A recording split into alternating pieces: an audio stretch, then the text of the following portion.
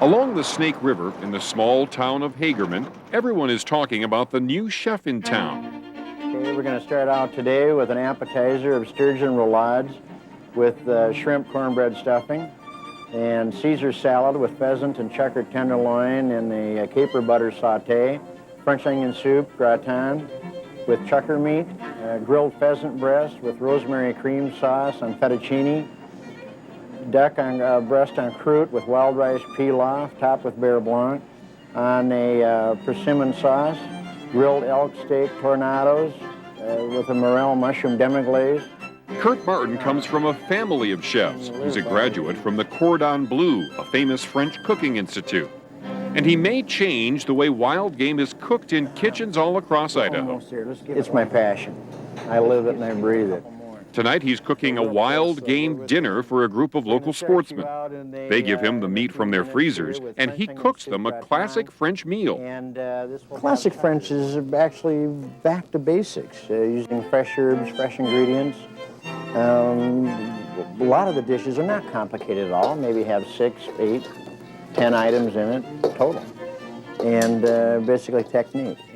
This dish, called duck en croûte, is one of 8 dishes Kurt is preparing for dinner. Well, I want to flatten them out, and so we're going to have an even cooking of the meat, and it'll break the muscle tissues down. The biggest thing with wild game is don't overcook it, but this does help to tenderize it. And now you're going to stuff on the inside, because the connective tissue on the outside of the skin will help hold it together. It's a great presentation, and it's not seen, at least I have not seen it elsewhere, though it's an old traditional classic French dish, and it's been done with many different kinds of game. It's delicate. You can take a wild game like this, it would maybe be gamey, and it will come out here to something totally different than what the person would expect. Okay, that pan is finished, and a little bit of salt and pepper, and we'll throw that into a 500-degree oven. Later, Kurt will roll the duck up in a pastry crust and cook it again before it's served.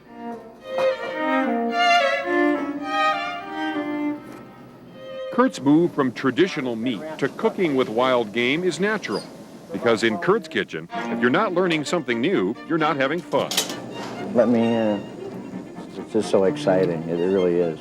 And it's unique, it's totally different. And because of the techniques that are involved in cooking with the wild game, you learn so much. And that's the whole idea. This has got to go into stainless. In fact, I just came down from Boise because Kurt's just a good guy to work for. Easy going, and I'm a small town kind of guy, I guess. And he's teaching me a lot. We strongly encourage ideas from the people, and we try them. And it's a real lot of fun. You just gather good people around you and go with it. As Kurt's reputation has grown, the demand for his special wild game dinners has exploded. Gosh, it's constantly a challenge every day. They're bringing in, 2 nights ago, we did caribou, or wild boar, or you name it. Mountain lion was done a week ago. And so each time we do it, we try to do it different, because we learn constantly. We'll have people that will come on a regular basis. They'll come from out of state, maybe during the hunting season, and bring in their wild game, and they'll be here 2, 3, 4 weekends in a row. And just out of pride, you're going to want to mix that up so they get a different dinner each time. Okay. We're ready to roll, guys. Hi, folks. How are you doing this evening? All right. All right. Good. I'd like to welcome all you folks this evening to the Snake River Grill Wild Game Dinner. I hope you brought your appetite, because we have a real treat in store for you folks this evening. You've got to top the soup with a little Basque red. Boulder to a tree stump. While the guests start with French onion soup made with chucker meat, the cooks put the finishing touches on the appetizer, sturgeon roulade. Real hot, real hot. You know, not a real lot, just enough to throw some color. Beautiful. I really like this dish because it's a very colorful display. This is local sturgeon we get. It's a wonderful product, very versatile, very mild, totally non-fishy, sweet. Okay. I love working with it. It's very unique that we have this here.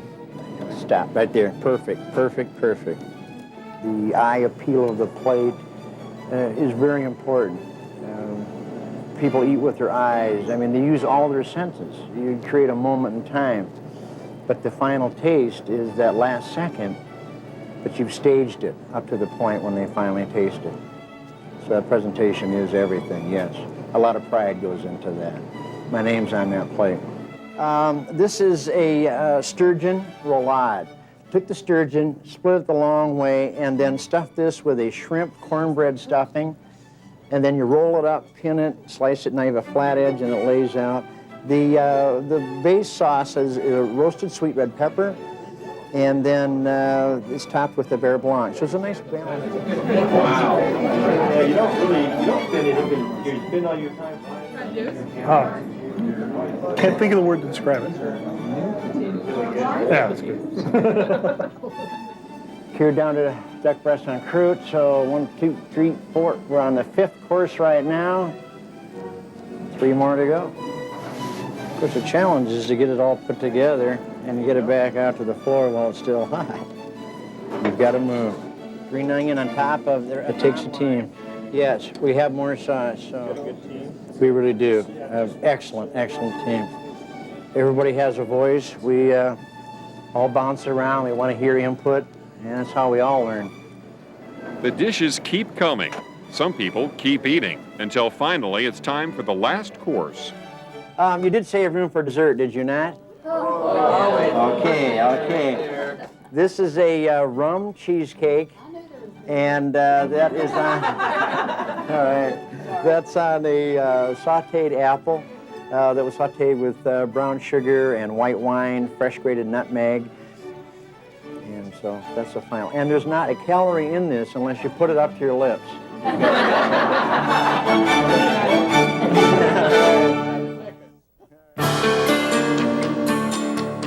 Coming up next, alligators in your backyard?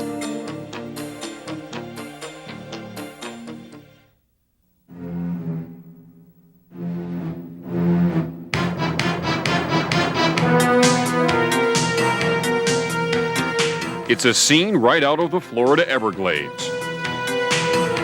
A reptilian predator eyeing potential prey, waiting patiently for it to come within striking distance. But this is in Idaho.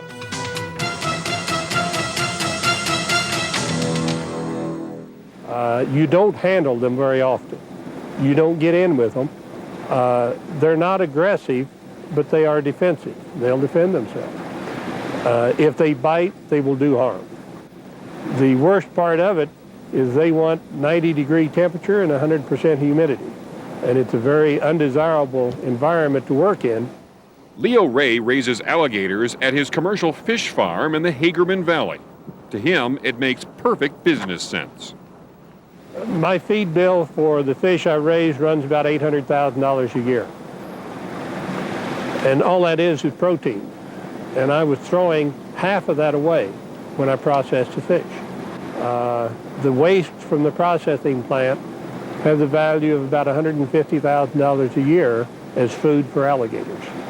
We had the hot water to raise them in, so this was the reason.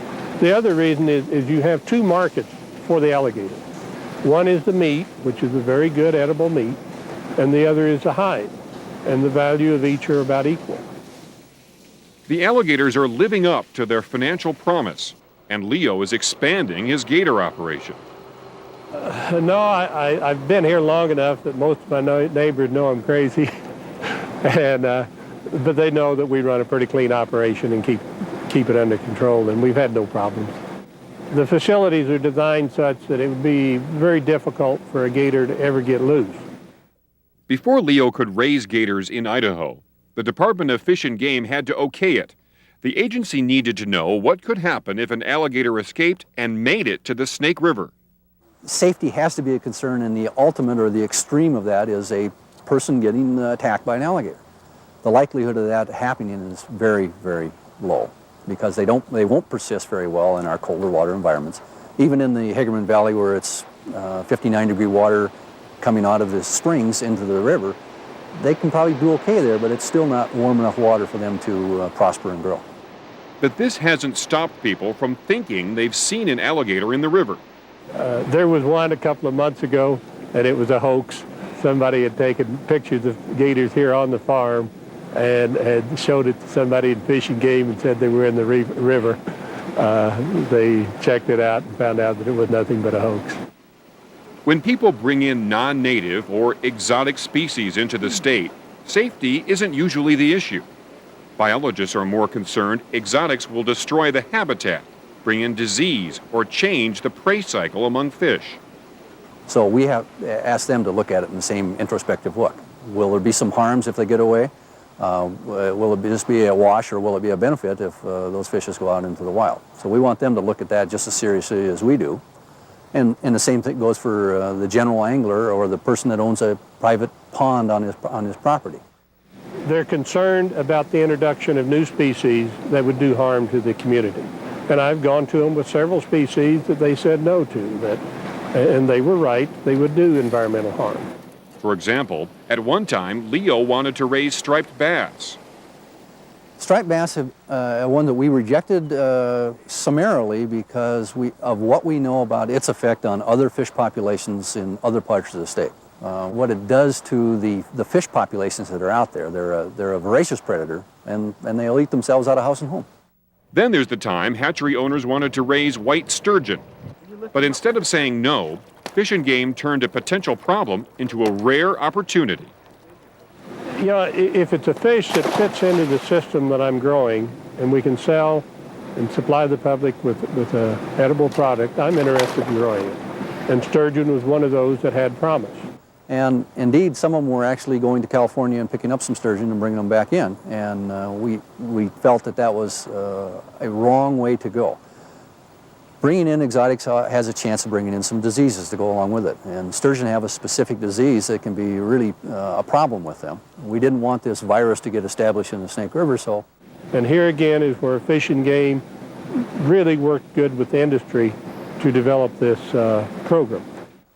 We worked with what we now call the cooperators, the commercial industry, to try to have some sturgeon caught out of Idaho waters, spawned and reared, and then distributed to the cooperators so they each could raise some and see if the program would work.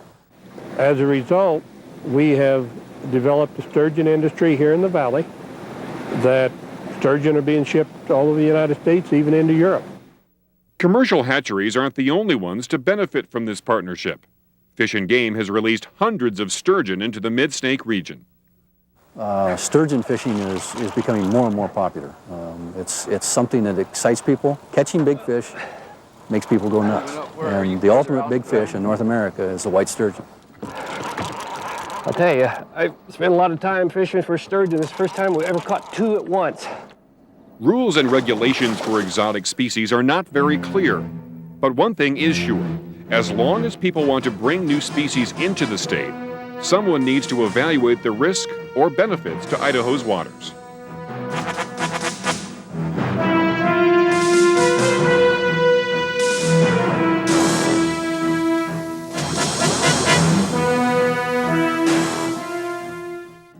There you go.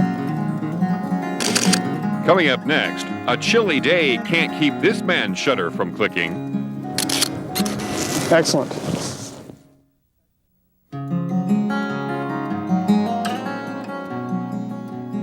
Bleak, cold days of winter send many people indoors. The hours spent fishing in the summer are now filled thinking about it. Yet there are some anglers who believe any day is a good day to be on the water. If you like solitude, this would be the time to do it. Less crowds, fish are still there, fish got to eat, and if you know what you're doing, you have some good luck, you can have a very enjoyable day of it all.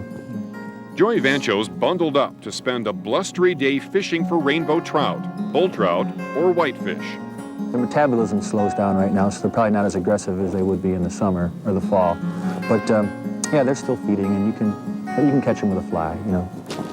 A little patience. Ooh, there's a little guy rising. I just get excited when I see a fish. Although the chances are slim today with this. I started with a bead-headed nymph in those deeper holes up above, and then when the sun came out, got a little bit warmer, there was some what I thought were blue-wing olives flying about, and that's what I caught those two fish on, a little blue-wing olive and a little Adams. And then I was using a stone fly. I'm notorious for changing flies. If this isn't working, I'll change to something else, you know, without even thinking about it. Joe isn't just a young angler with too much time on his hands. He's in the business of telling others where to go fishing in Idaho. Well, when I was working in a fly shop in Boise, people would always come in and they'd ask if there was a complete guide to fishing in Idaho. And after about a year saying no, I realized that there probably should be, you know, so Joe fished his way around Idaho for 2 summers and then wrote the book, Fishing Idaho, An Angler's Guide. And there sure are a lot of places in Idaho to fish. I don't think I was surprised. I guess I was impressed with all the quality fishing and all over the state. The book's cover shows the kind of day every fisherman dreams about. It's the work of fellow fisherman and photographer Andy Anderson. Walk toward me. Turn around and walk. There you go. That's good. Right there. Don't move. Today, Joe and Andy collaborate again. Only this time, Joe is the model for Andy's photographs on winter fishing. Okay, keep walking. Side step to your right. Well, what I look for in a model is just basically using my friends because they act more natural around me. Right there. We have a lot more fun doing it, actually. Should have got a manicure this morning. Don't move. I don't do any fishing when I go fishing with him. It's usually just getting there and he'll tell me to walk around in a circle or, you know, bark like a dog or whatever, you know, and I won't bark like a dog, but Oh, that was great. I want you to hold it like that. Now, a lot of the work that I do is, you know, I just go out and self-make it. I go out and shoot, you know, stock photography. And so what I'll do is I'll get models and we'll go out and shoot a scenario or things that I've kind of art directed. And then I have a stock agency in California called Adventure Photo. And they market all my film for me. It sounds easy, but nature has a way of making outdoor photographers work for their art. Photographers spend a lot of time just, you know, shooting, finding the locations. You get the location and there's no light or there's rain, the river's washed out, or you know, your models didn't show up or whatever, and for whatever reason it just doesn't happen. So, and then when you do get the right shot and things do come together, then it makes it out much more, you know, amazing. Andy is a well-known outdoor photographer. Many of his pictures have ended up on the front cover of magazines or used for advertising. Images that capture the beauty and challenges of enjoying the outdoors. But the demographics, I guess, of those people that are doing it now is kind of, that's the shift. Everybody wants to be outside, and there's more outdoor magazines than ever before. And the environment is it's a big push. It's a big awareness right now. Don't move. Hey, now stand up and just look at me now. Andy's photographs shape what people believe a day of winter fishing should be like. For those who want to experience it, Joe's the one who will show them how. Okay, ready? Tip down. To your right, rod, hand your hand all the way out to your right. Again. I think I was born to fish, basically. You know, like Andy was born to shoot pictures. I think I was born to fish. I mean, I do it, and I wrote the book, and but you know, I know old guys that have forgotten more about fishing than I'll ever know. You know, and I just love to do it. Good cast, Joe. Just perfect.